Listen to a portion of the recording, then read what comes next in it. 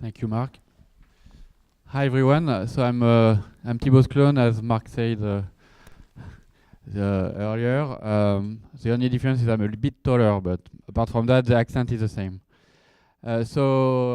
Basically, I'm going to present to you in two parts, basically the season as we saw it at Fruition Sciences. So for this first part, I will talk mostly about the early season, and then I'll talk about maturation season.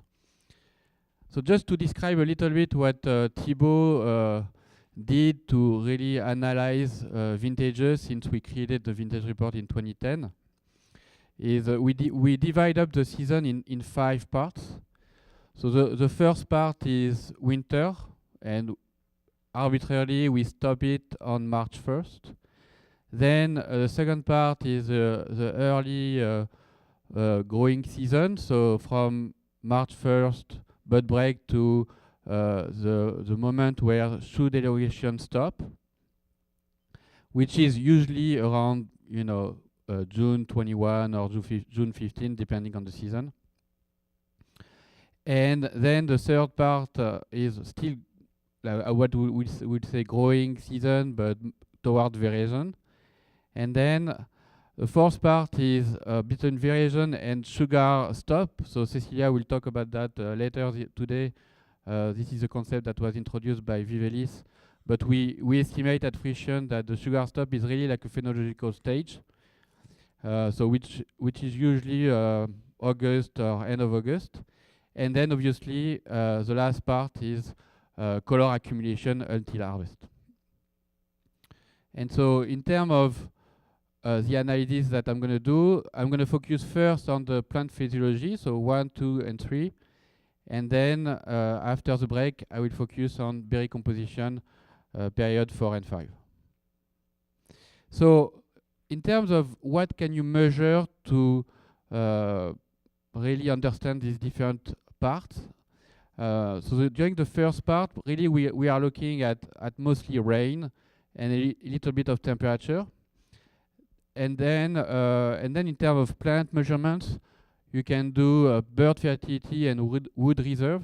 So wood reserve would be done with physiocap or weighing woods.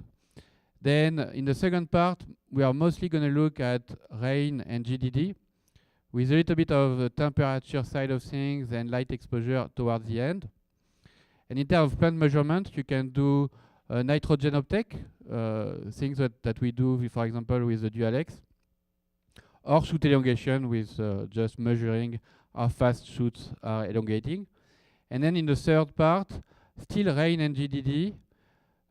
For sure, you're going to start really looking at temperature and VPD, light exposure, still nitrogen uptake, and then you can start looking at vine water deficit and cluster count.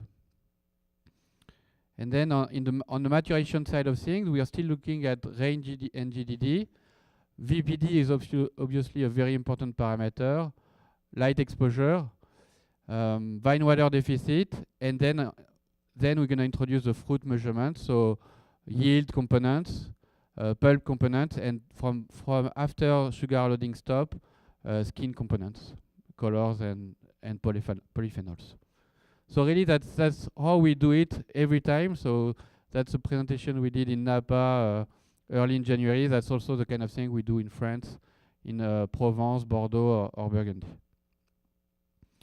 So in some of these slides, I will go faster because obviously there was already some presentation on this. But I think to summarize what was said before, what's very important to remember is that overall, the winter was dry. February was extremely dry, as well as December, and it was not really compensated by what happened in January. So we can really remember that it was a pretty dry winter, and that in the second phase of the winter, the phase 2, I mean, because of this atmospheric river and what happened in April, we had a pretty wet phase 2. A lot in more or less wetter than in in most regions, Carneros and Russian River, there was only Dry Creek that was different for us this year and similar to 2017.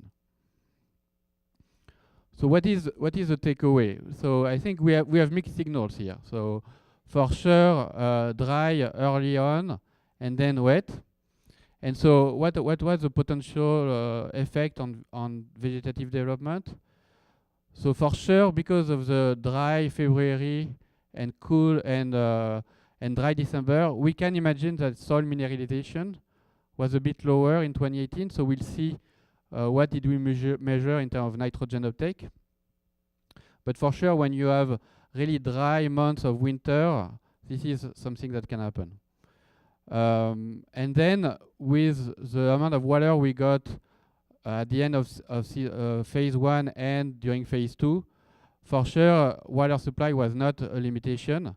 And so the question we can ask ourselves is, what about leaf area development? And we'll see that later on. So in terms of temperature, we saw earlier on that it was a pretty cold winter. And we can see that in terms of GDD. So you can see that in both Carneros, Russian River, and Dry Creek, overall we had a smaller heat accumulation. Wait, and this is not 2 and 3. I think it's 1 and 2. And so practically speaking, what does that mean is that because there was less heat accumulation, the leaf area development was probably slower. So it doesn't mean that it didn't reach really high vegetative growth, but it was probably very slow at the beginning. And potentially that means that the date at which the maximum was reached was probably a little bit later this year. And again, we'll see if that was true in terms of measurements. So what was the effect on plant parameter? So what we do is that with the sap flow measurements we perform across Sonoma, we are able to measure KCB, what we call KCB max. And KCB max is basically a measure of leaf area development. It's the ability of the plant to capture light. So what was really interesting this year is that, as was probably possible to forecast looking at the weather, we definitely had KCB that were a lot higher than the previous years. So you see about 20% higher for Merlot in Carneros. In Russian River, it was also about 20%, a bit less maybe.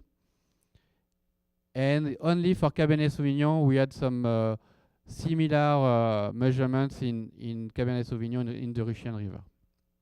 But overall, the trend was definitely to higher leaf area development. In terms of the date at which this leaf area development was the maximum was reached, we can see that really the important parameter for this year was the fact that it was a lot later than usual. So in 2016 and 2017, we were basically the last part of May or early June, whereas here we were really the last part of June and early July. And so for sure, this is related to temperature and the fact that we had, as we saw before, we had a pretty slow year in terms of GDD early in the season. So what's the take home? High leaf area development, and basically this leaf area development reached later. So the question we can ask ourselves is, what about maturation? Where we late also? So and potentially higher berry volume, obviously. And then the last thing is what about berry maturation? If the peak berry volume was reached later and the peak sugar amount, were we able to reach the type of maturation you guys need for winemaking? Obviously, that's the kind of question we can ask when we see that. So what about nitrogen uptake? So we've been doing this also for a few years now across Sonoma. And so the type of NBI peak value that we see are the following. And so again, you see that we really saw a lot lower nitrogen uptake for Carneros in the Merlot. And it confirms what we also saw in Napa. So if you look at Napa, comparing 2016, 2017, 2018 for different varietal, you see that it's pretty consistent. So for us, that's an overall trend of the vintage too. The fact that the nitrogen uptake really was lower than usual. So how do you explain this? What causes it? So for us, there are 4 questions. First of all, in terms of nitrogen uptake and plant function, we can ask ourselves, is the low NBI a consequence of availability? Because we saw that in December and February, the temperature were really low, so maybe there was less mineralization and so less availability. Or is it a problem of dilution of the nitrogen into the biomass? Because we saw that the KCB leaf area development was a lot higher this year. So if you have more development of leaf, potentially that just means that there was a dilution of nitrogen. So there was maybe as much assimilation, but less nitrogen overall in the leaf because there were more leaf. And so the question is obviously, is an NBI low enough to lower photosynthesis rate or not? Maybe it was good enough. And so what is also, for sure, what is the relation to sugar loading? And that would be interesting to see with Cecilia's talk if there is a link. The third question is NBI low enough to affect fruit composition? So you should keep that in mind when you analyze the skin color density and the wine aromatic complexity, and that's something we will see with Scott later on today. And finally, what is the relationship with nitrogen uptake and yield in 2019? As you know, nitrogen can have some adverse effects on the yield for the following year. And so was it low enough in 2018 that it's going to affect yield in 2019? So for sure, that's something you should look at for the 2019 season. That's it for me. As I said, I will continue with the maturation side of things after the break. Thank you.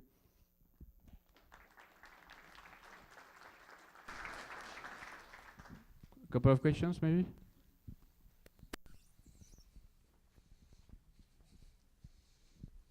Any questions? Okay. All right. Thank you, Sebastian.